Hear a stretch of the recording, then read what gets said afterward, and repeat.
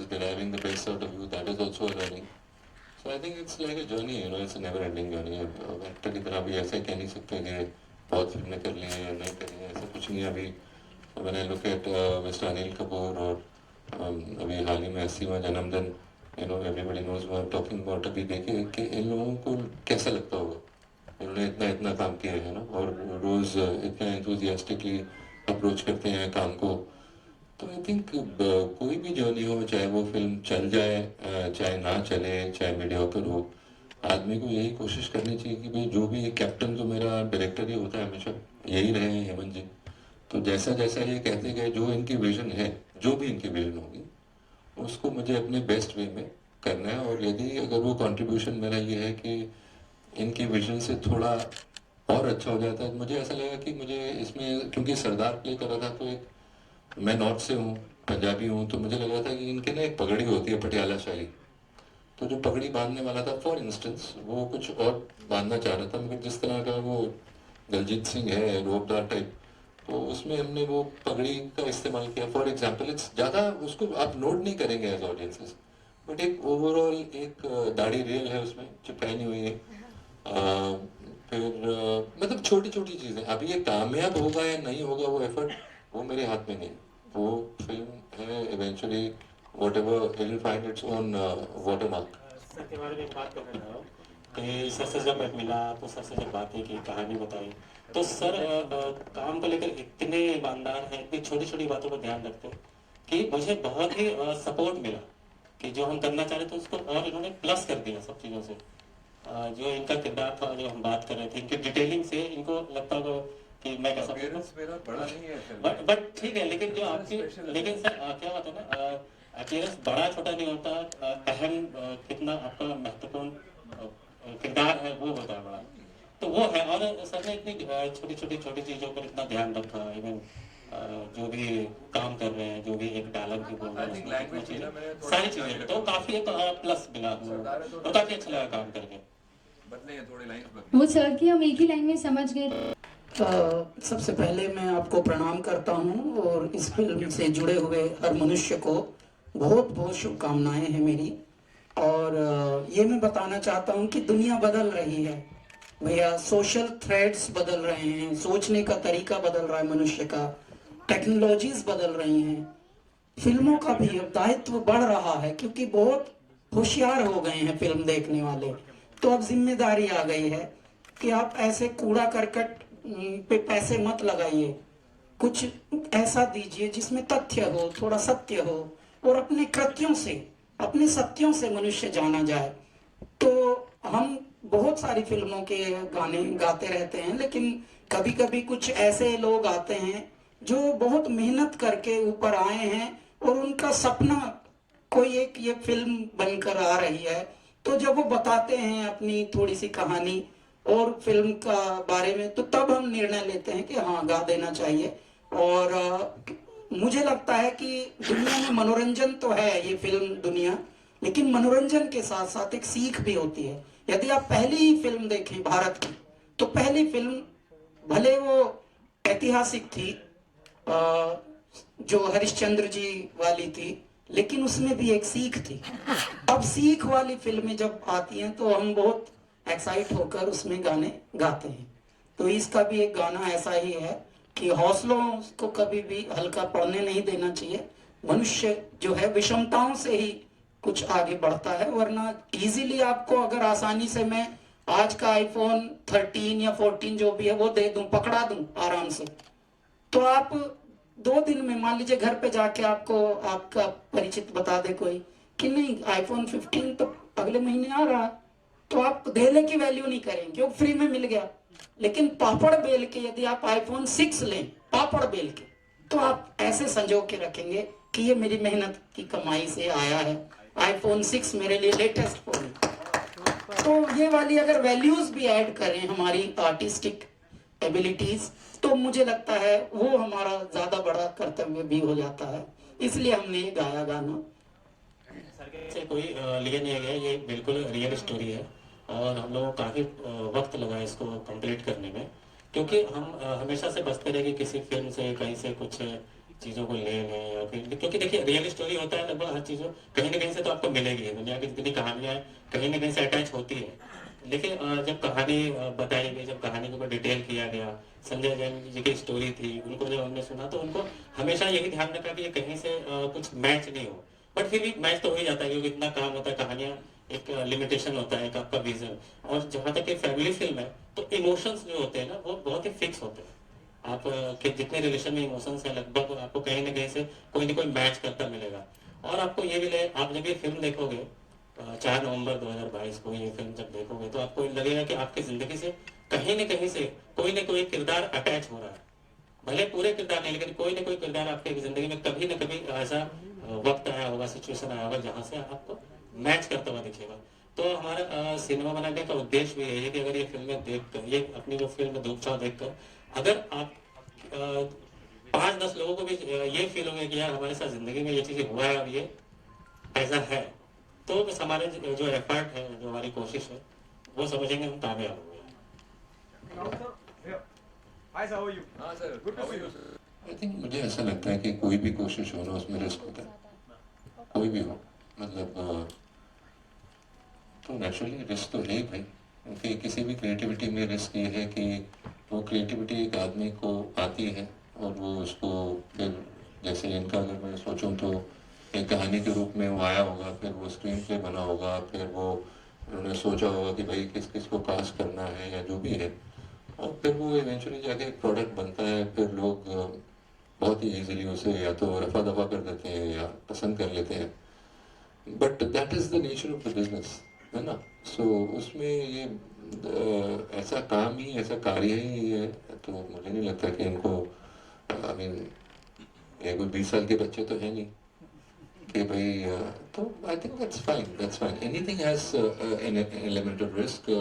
अभी मैंने हाल ही में वो जो हिंदुस्तान की ऑस्कर्स को जो फिल्म आई है, गुजराती फिल्म है, जब उसने बनाया होगा कैसा लगा होगा, but I think I would have been poorer if I had not seen I was blessed to be watching the screening they had in Bombay।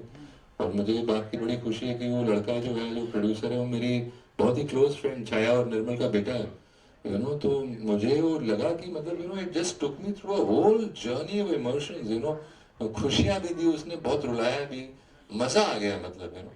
तो जब उसने बनाई होगी तो उसने सोचा यार गुजराती की फिल्म है, कौन देखेगा भैया, अभी उसे कहाँ पता लगा होगा कि भाई सीधा ऑस्कर्स। मैं ये नहीं कह रहा हूँ कि ये film, I am just saying that when you start of anything, किसी भी चीज़ में शुरुआत में थोड़ा डर लगता है, और वो डर अच्छा ही होता है। सक्सेस सोच करके आप कोई काम कर नहीं सकते हो, आप सिर्फ अच्छा एफर्ट कर सकते हो। सक्सेस सोच कर आप कोई काम अगर चाहोगे कि सक्सेस हो तभी करें तो चीज़ें हो नहीं पाती है। राहुल सर, आपसे पूछना था, लाइव ड्रामा दिखाते हैं वो, आप क्या समानताएं मानते हैं, किस फिल्म से सिमिलरिटी देखते हैं कि हाँ यार ये दोनों? सर मैं इस वे में ना किसी भी स्क्रीन प्ले को इंटरप्रेट करता ही नहीं हूँ। मुझे ऐसा लगता है कि हर कहानी जेन्युइनली, मतलब नॉट फॉर अ क्लीशे की अलग होती है भाई, उसकी अपनी अलग कहानी है। और ये है कि ये जो भी नाम आप ले रहे हैं सर, ये तो बहुत लेजेंडरी, मतलब हाउस होल्ड नेम्स हैं, हम लोगों ने इनकी फिल्में देखी हैं, गोल्डन गोल्डन जुबलीज हुई हैं, तो इनके साथ तुलना करना ही अनफेयर है फील, है ना। अभी देखिए कि एक अभी मैंने आज ही शाम कौशल जी मेरी बिल्डिंग में रहते हैं, उनका वो इंस्टाग्राम पे देखा कि भाई वो जब सूरज जी का फ़ोन आया उन्हें कि भाई श्याम जी मैं सूरज बड़जात्या बोल रहा हूँ, मुझे फ़ोन करिए। तो इतने सीनियर एक्शन डायरेक्टर हैं, हमसे काफ़ी आगे हैं सर, सालों में 5-6 फिल्में हम लोगों ने साथ में की हैं। और विकी मुझे बहुत ही पसंद है, मुझे उनकी कला बहुत ही पसंद है। तो उनका बयान देखिए ना, तो अभी इन लोगों के साथ कैसे सर किसी की भी तुलना करें, स्पेशली दे स्टार्टिंग आउट, है ना, in the journey of creativity. I think it's unfair to compare. इस ऐसा ही हो जाता है सर, दो बच्चों की तुलना करना।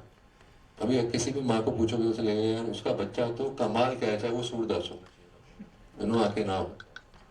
मगर क्या होता है कि हर किसी को अपना हक है कि क्रिएट करे, कोई बंदूक तो लगाई नहीं भाई कि देखिए यही देखिए भाई। तो इवेंचुअली वो समझ आती जाएगी। अगर ये फर्ज करिए ठीक ठाक हो गया सब मामला तो इंकरेजमेंट मिलेगी, नहीं होगा तो you go back to the drawing board, I mean literally, and you know start a fresh ABCD जो है कि भाई क्या किस तरह की फिल्म मैं बनाऊँ।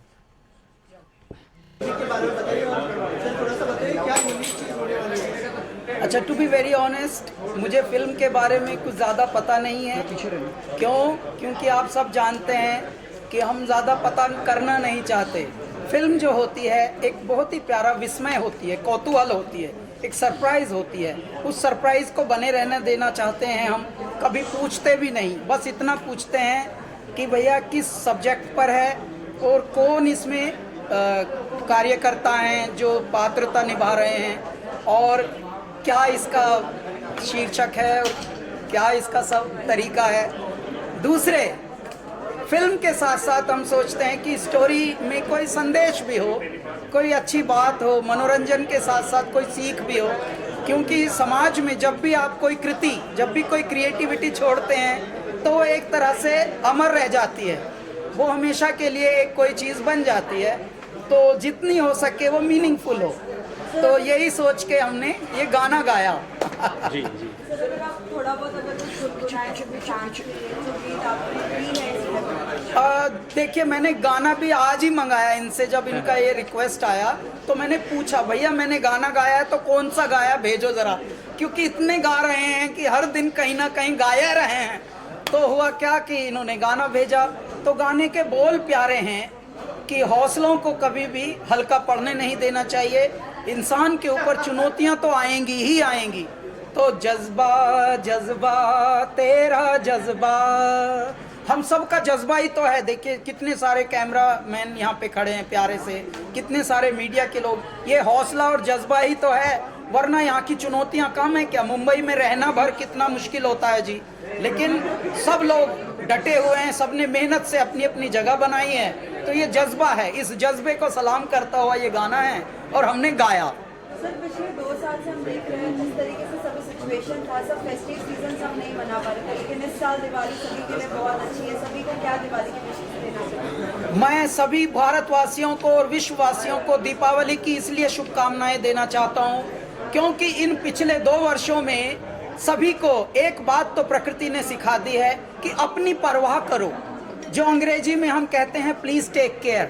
टेक केयर कहने से नहीं होगा, करने से होगी। और अब लोग जागे हैं और जो जागता है वही जगा सकता है। इसलिए ऐ मेरे देशवासियों, आप सबको पूरे त्योहार की अनंत शुभकामनाएं हैं। अपना ख्याल रखो, बीमार होना कम करो। हर घर में कोई ना कोई एक बीमार पड़ रहा है। पहले का भारत ऐसा नहीं था, क्या बिगाड़ लिया? आत्मचिंतन की आवश्यकता है। सोचिए समझिए कि क्यों हर घर में कोई एक बीमार पड़ा है।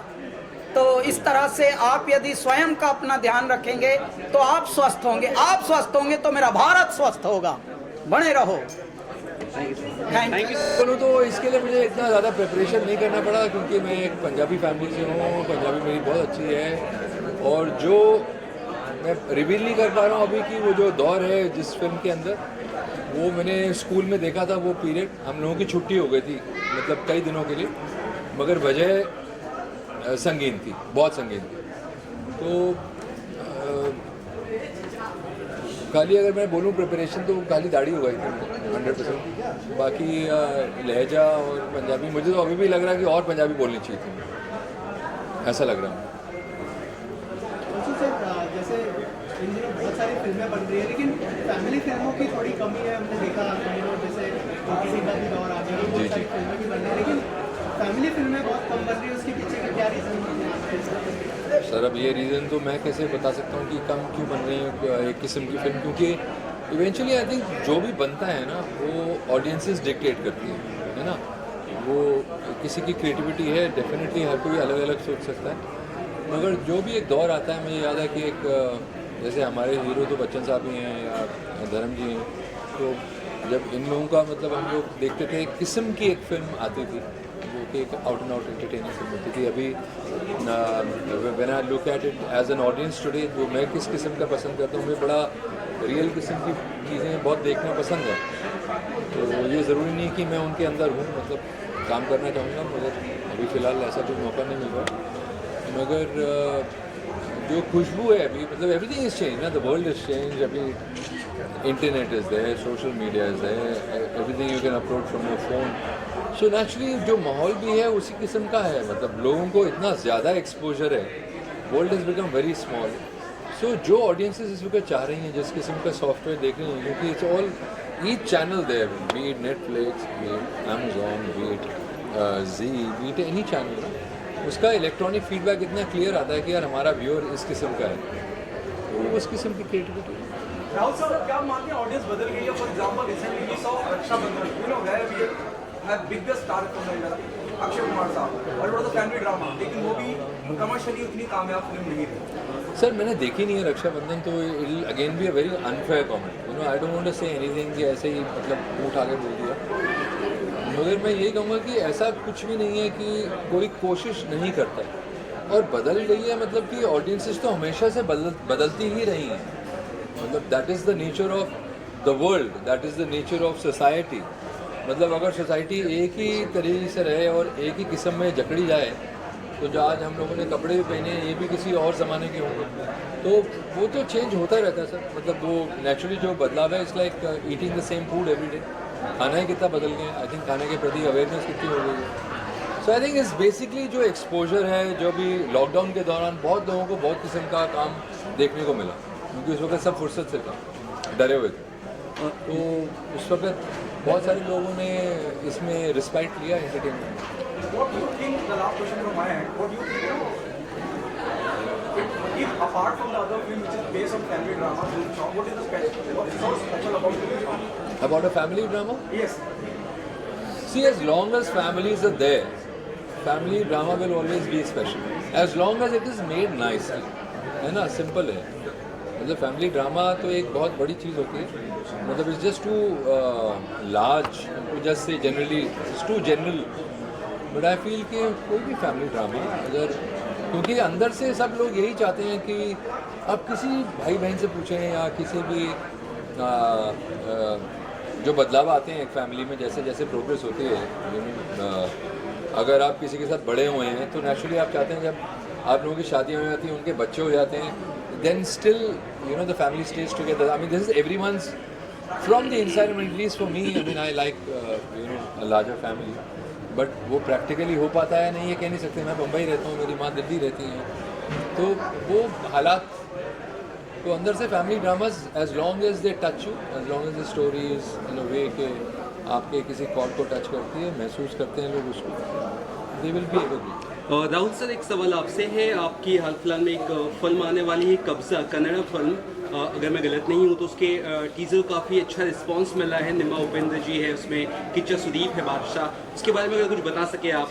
सर मैं उस फिल्म का हिस्सा नहीं हूँ, आप कौन सी फिल्म की बात कर रहे हैं? कब्जा कन्नड़ा फिल्म के, आप उसमें पार्ट है, मैंने जिस पढ़ा था एक आर्टिकल में। वो ना आपने ट्रेलर में नहीं देखा होगा मुझे। हाँ नहीं देखा। हाँ, बिकॉज आई एम नॉट, वो एक मिसप्रिंट था, मुझे भी किसी ने बोला congratulation, this is an article.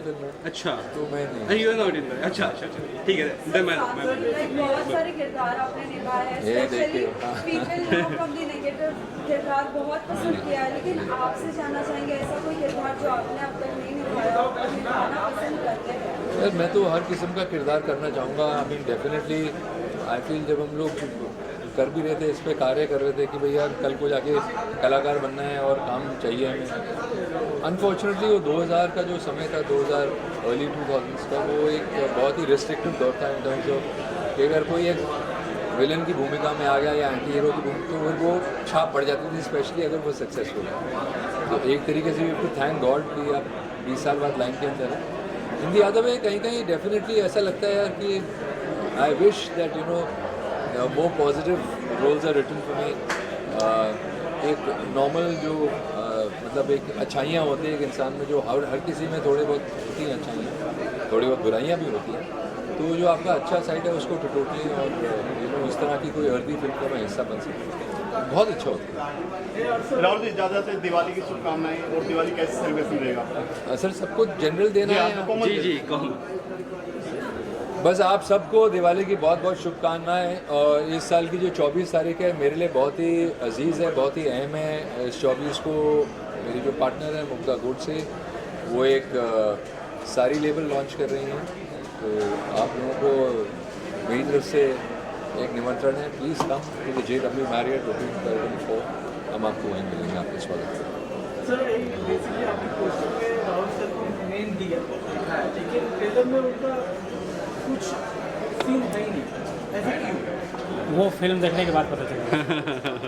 नहीं, दरअसल सर मेरा ना एक स्पेशल अपीयरेंस है, it's not a full impactful but यह इम्पैक्ट है, उस स्पेशल अपीयरेंस में एक इम्पैक्ट।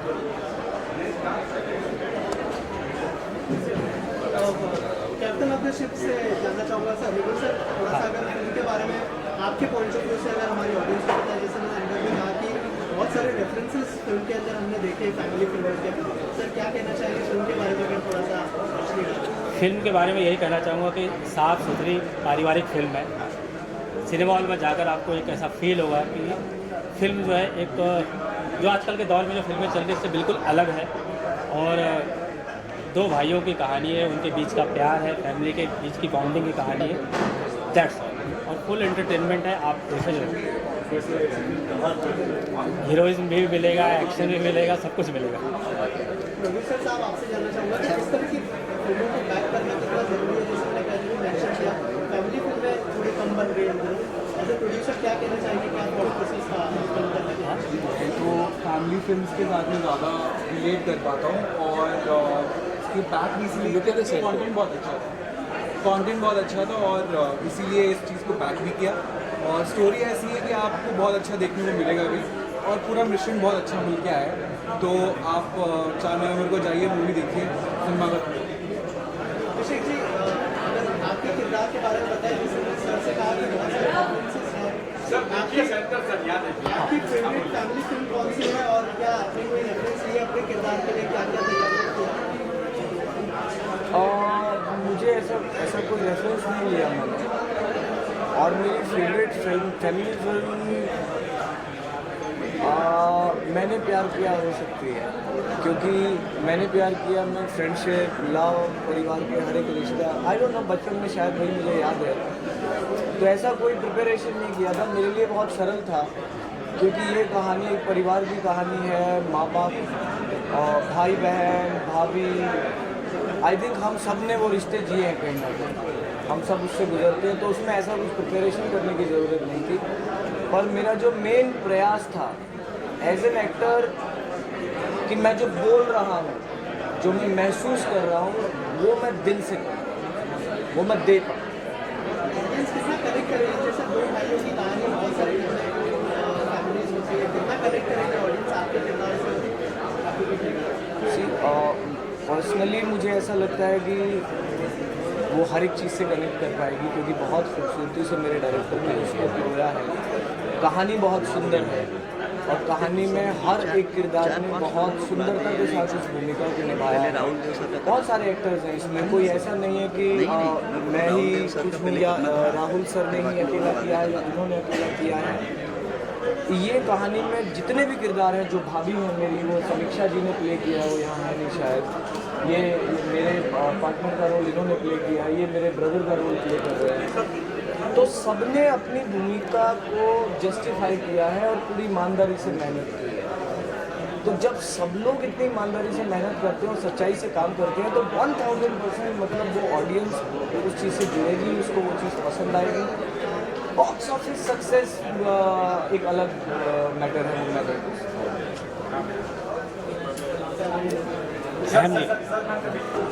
ये किरदार बहुत सिंपल, इनोसेंट और इसका प्यारा लगना ज़रूरी था, क्योंकि जब आप फिल्म देखेंगे पता चलेगा कि इसकी प्रेजेंस यही है कि इतना स्वीट, इनोसेंट और एक लवेबिलिटी कोशेंट होना चाहिए इस किरदार में कि प्यारा लगे, इनोसेंट लगे। तो अगर आप मुझे देखेंगे तो थोड़ा वो मेरे लिए अलग काम है। तो मेरे लिए असली प्रिपरेशन वही था कि how I can put the brighter side of me all the time और मेक इट प्रेजेंट, क्योंकि फिल्म से पता चलेगा इसकी वजह से कहानी में मतलब आई कैन रिवील मच। तो मेरे लिए असली इंपॉर्टेंस फैक्टर यही था कि इसको लवेबल बनाना है। How do I find that pleasing factor in my own personality and amalgamate with the character so that it can come beautifully and connect with the people instantly. So that was the real objective for me. आपने shows भी बहुत किए, क्या difference महसूस किया आपने wild shooting लगा तो उस बारे में कुछ बताइए, शूटिंग क्या एक्सपीरियंस? आप जानना चाह रहे हैं फिल्म टेलीविजन में खास तौर से? टेलीविजन में बेसिकली टाइम कंस्टेंट होता है, वहाँ पे आप क्वालिटी चेंज नहीं कर सकते। क्वालिटी बहुत मुश्किल होता है क्योंकि एक लिमिटेड टाइम फ्रेम, स्ट्रक्चर बिल्कुल अलग होता है, प्लस बैकग्राउंड स्कोर से लेके टेकिंग से लेके फिल्म में आपके पास टाइम होता है। आप अगर ट्रेंड एक्टर हैं तो आप उसको शेप अप कर सकते हैं, आप फाइन ट्यून कर सकते हैं क्या चाहता है किरदार, उसकी दुनिया कैसी है, आप कैसे उसमें फिट इन कर सकते हैं, क्या वो आपके करीब है, आपको उसके में क्या सिमिलरिटी है, ढूंढ के एक किरदार बना सकते हैं आप, ये ऑप्शंस होते हैं। सो बेसिकली ये, और बाकी एक्टिंग कोर में सेम ही होता है, सोल वही होता है, बट कैसे आप मीडियम के हिसाब से मोल्ड करते हुए उसको प्ले कर सकते हैं। टाइम बेसिकली एक बहुत बड़ा फैक्टर प्ले करता है फिल्म्स और जहाँ पे आपको टाइम मिलता है उसमें। आपसे जानना चाहूँगा अभिषेक के साथ कैसा एक्सपीरियंस रहा, और अभिषेक ने बहुत सारे लोगों के साथ काम भी किया, तो थोड़ा सा एक्सपीरियंस के बारे में बताइए और किरदार के बारे में अगर बताइए। पहले तो थैंक यू, नमस्ते। सबसे पहले ये मेरी पहली फिल्म है, so it's a very big thing for me, मैं यहाँ हूँ। सो पहले तो I would like to thank for all of you, आप यहाँ आए अपना टाइम निकाल के हमारे लिए। आप लोग से हमारा सिनेमा बनता है, so thank you for coming. And दूसरी बात, मेरा एक्सपीरियंस बहुत अच्छा रहा है बिकॉज मेरी पहली मूवी थी और मुझे सारे ही जो एक्टर्स मिले हैं they are so supportive. And पूरे जर्नी में ही आई हैव फेल्ट कि मैंने बहुत सीखा है एंड मैंने पोर्ट्रे किया है। So every bit of a person has actually taught me something. तो फिर मेरे वो डायरेक्टर हो या फिर मेरे को एक्टर हो या फिर राहुल देव सर हो या समीक्षा हो, अहम हो, I think all of them have taught me something. मुझे बहुत मज़ा आया। अगेन मेरा जो कैरेक्टर है it's a very sweet character. I think वो एक ऐसा कैरेक्टर है पूरी फिल्म में जो सब चीज़ें संभाल रहा है, सब एक सुकून का झोंका है। तो आई थिंक आपको सबको देख के सबको मज़ा आएगा। एंड सबने बहुत मेहनत की है। सब लोग को चाहिए कि ये मूवी हम लोग के लिए एक्चुअली बहुत अच्छी और बड़ी बात है कि यहाँ तक पहुँच गए हम, कि हमने इतना मेहनत किया वो हम खुद को देख के वी आर फीलिंग हैप्पी।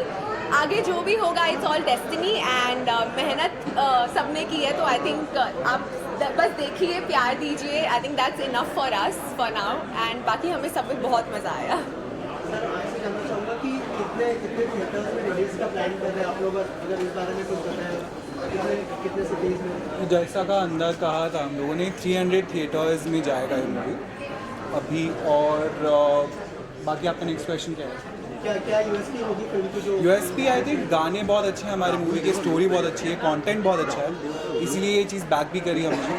और यही कहना चाहूँगा एक्टर्स बहुत अच्छे हैं। एक्टर्स तो सबसे अच्छे हैं और क्या। तो बस ये कहना चाहूँगा कि कंटेंट, गाने, एक्टर्स, सबका काम बहुत अच्छा था, इसीलिए मैं ये कहूँगा कि ये मूवी देखिए आप 4 नवंबर को। Thank you. ट्रेलर में देखा म्यूज़िक है ना, हमने प्रयास किया और आशा करता हूँ कि अच्छा लगे आप लोगों को, है ना। इनका टेक्स्ट थोड़ा सा अच्छा वाला है, तो हमने अच्छी कोशिश की है।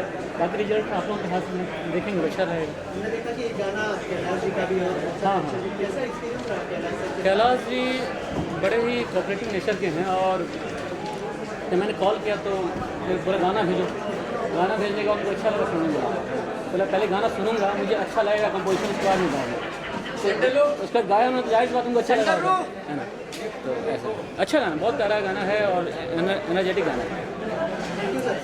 Thank you. सबसे पहले तो मैं ये कहना चाहूँगा कि आप लोगों का बहुत बहुत धन्यवाद कि आप लोगों ने अपना कीमती वक्त निकाला और हमारे साथ आए, हमारे लिए मेहनत कर रहे हैं, अपना वक्त दे रहे हैं। इस फिल्म के बारे में यही कहना चाहूँगा कि काफ़ी टाइम के बाद, काफ़ी अरसे के बाद में एक पारिवारिक फिल्म आ रही है। जैसे आपने देखा होगा हम दिल दे चुके सनम, नदिया के पार और हम आपके हैं कौन, लाइक दैट। ये पूरी तरह से पारिवारिक फिल्म है और बहुत ही प्यारी सी रोमांटिक फिल्म है। और इसमें आपको सारा मसाला भी मिलेगा। बहुत ही प्यारा म्यूजिक दिया है हमारे म्यूजिक डायरेक्टर ने और हमारे सिंगर से आप तो रूबरू हो ही चुके हैं। तो आपको ये बहुत ही प्यारा कहा जाए तो बहुत ही मनोरंजन आपको देगा ये। तो आप लोग से यही रिक्वेस्ट है, दरख्वास्त है कि आप लोग आएँ और इस मूवी का आनंद लें। बहुत टाइम के बाद एक पारिवारिक, सुलझी हुई, साफ़ सुथरी, क्लीन फिल्म आपको देखने को मिलेगी। हेमंत ने काफ़ी मेहनत किया है। इन्होंने मतलब दिल से एक एक चीज़ पे, एक एक डायलॉग्स पे, स्क्रीन प्ले पे, सब पे काफ़ी मेहनत किया, काफ़ी वक्त दिया है, काफ़ी टाइम लगाया है। और हमारे एक्टर्स, इन्होंने तो बहुत ही माइंड ब्लोइंग काम किया है। इस चीज़ के लिए उन्होंने काफ़ी प्रयास किया है कि बेहतर से बेहतर आपके सामने कुछ प्रेजेंट कर सके। तो आप लोग इसका आनंद लें। Thank you very much. Thank you sir. देखिए अभी हमारे जो डायरेक्टर साहब हैं उनकी शुरुआत है, तो शुरुआत के हिसाब से तो मैं कहूँगी कि काफ़ी अच्छा उन्होंने किया है। बाकी आगे अल्लाह की मर्जी है, बेहतर करने की कोशिश की उन्होंने। गाने कैसे लगे आपको अभी तक जो आपने देखे? गाने मैंने ही लिखे हैं। अच्छा, आपने लिखे? जिसमें से एक फुर्सत में तू नाच बेबी एंड रफ्ता रफ्ता जो है वो मैंने लिखे हैं। तो बाकी जो दूसरे 2 गाने वो तो काफ़ी कमाल है, क्योंकि वो मेरे बहुत अच्छे दोस्त अमिताभ रंजन ने कंपोज किए हुए हैं और अच्छे हैं। हम हमारी तारीफ कैसे करें, हमने अच्छी कोशिश की है, आप तक पहुंचाया है। अब देखते हैं जनता इसको कितना सराहती है। Thank you ma'am, thank you.